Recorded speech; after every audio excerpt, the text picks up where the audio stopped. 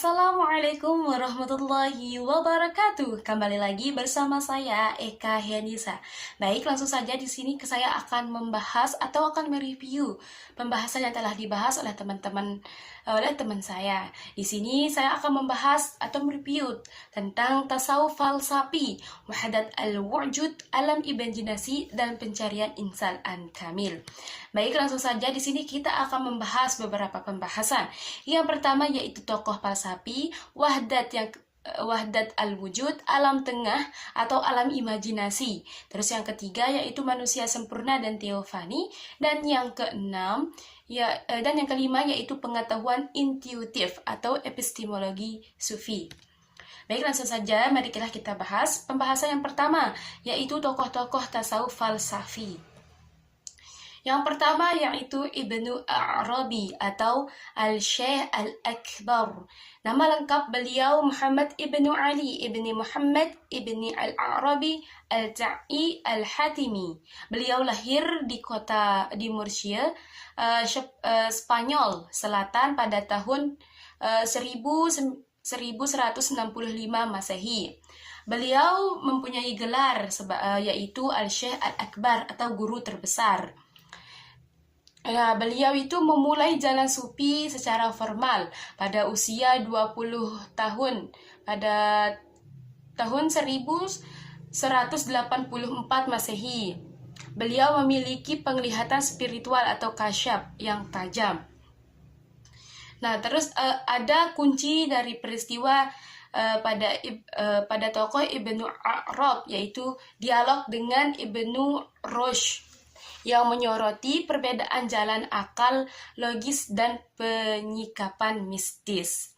Nah, karya utama dari tokoh Ibnu Arabi yaitu ada Al-Futuhat Al-Makkiyah atau ensiklopedi besar ilmu keislaman dan metafisika. Terus yang kedua Fusus Al-Hikam yang menjelaskan aspek hikmah ilahi melalui 27 nabi, disusun berdasarkan ilham dari Nabi Muhammad SAW, dan beliau wafat pada tahun 1240 Masehi di Damaskus.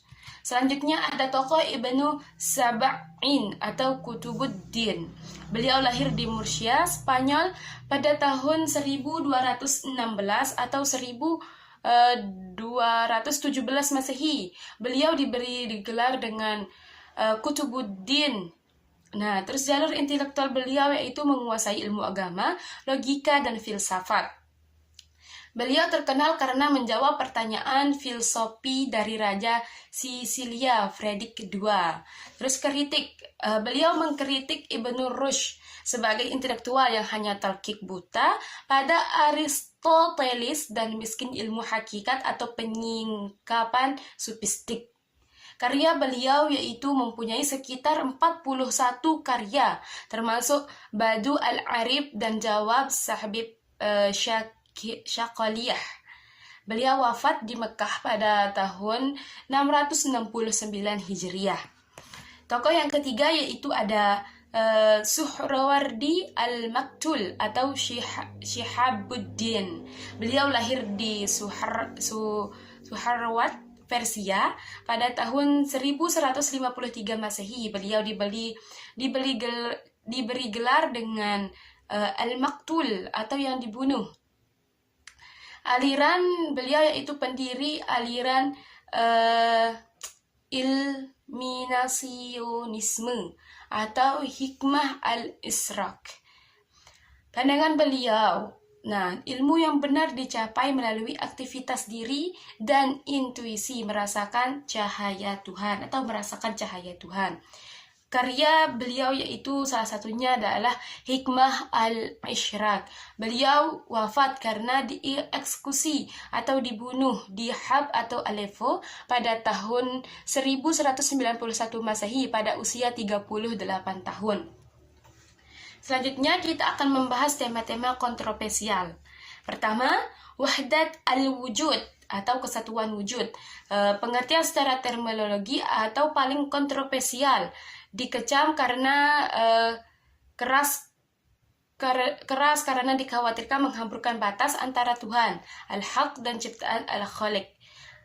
Asosiasi umum diasosiasi dengan Ibnu Arabi, namun istilah teknis ini dipopulerkan oleh murid-muridnya. Misalnya Sadr ad-Din Al-Qunawi.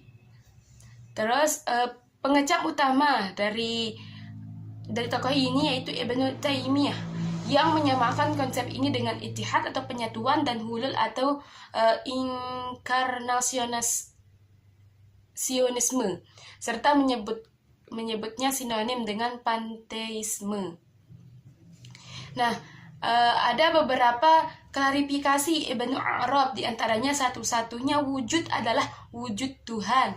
Yang kedua, wujud alam hanya dalam pengertian metaforis atau dipinjamkan. Yang ketiga yaitu inti tauhid sufi, manusia adalah huwa la huwa, dia tetap bukan dia. Nah, terus yang kedua yaitu alam tengah atau dunia imajinasi. Konsepnya yaitu keyakinan sufi, terutama Ibnu Arabi, tentang adanya dunia di antara dunia ruh atau jabarut dan dunia tubuh atau materi.